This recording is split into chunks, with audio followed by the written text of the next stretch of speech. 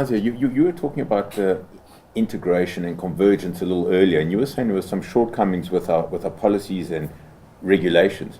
Do you want to just expand a bit on that? Yes, I think our industry is a perfect example. We obviously sit in the telco space, but we are seeking and we're doing mobile financial services. So there's the natural convergence with having a huge sort of active subscriber base and allowing people who traditionally don't have access to transactional banking to allow them to have transactional banking through the distributed network we have. So the convergence comes in both at our level.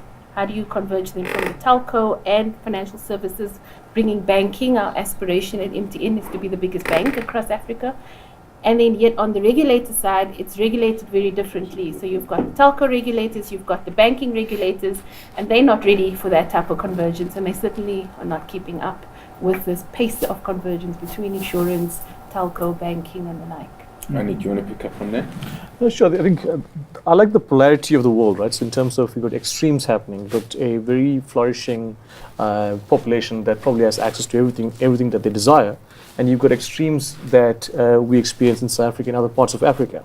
So what I think Singularity offers is the resetting of the frame of reference and how we look at these problems. And maybe the solutions are not that far away. Fantastic. So Roger, what was your guys' decision? I know you've been mentioning the 6Ds of disruption, but I mean 3D printing sits firmly in an exponential technology.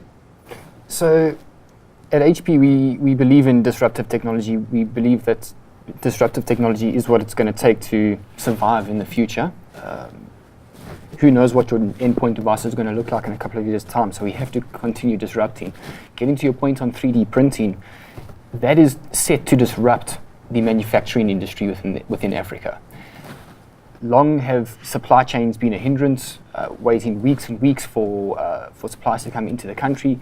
So really, 3D printing is really going to turn that industry on its head, and as you were mentioning earlier, creating new entrepreneurs and really leapfrogging Africa to future-proof itself.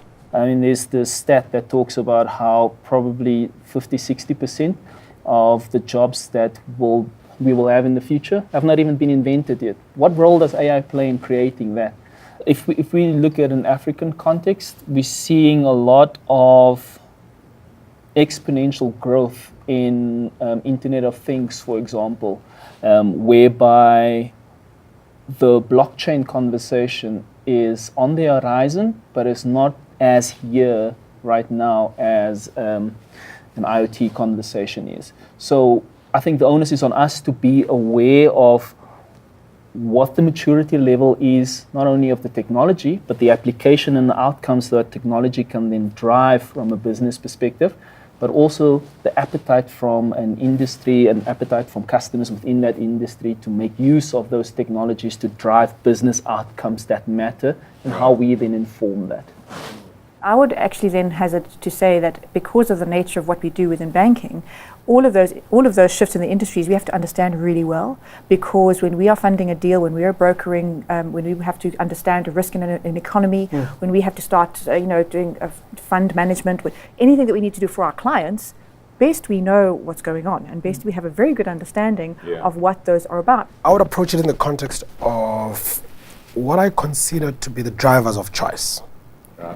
When people are making consideration decisions about who they're going to do business with, it's about trust.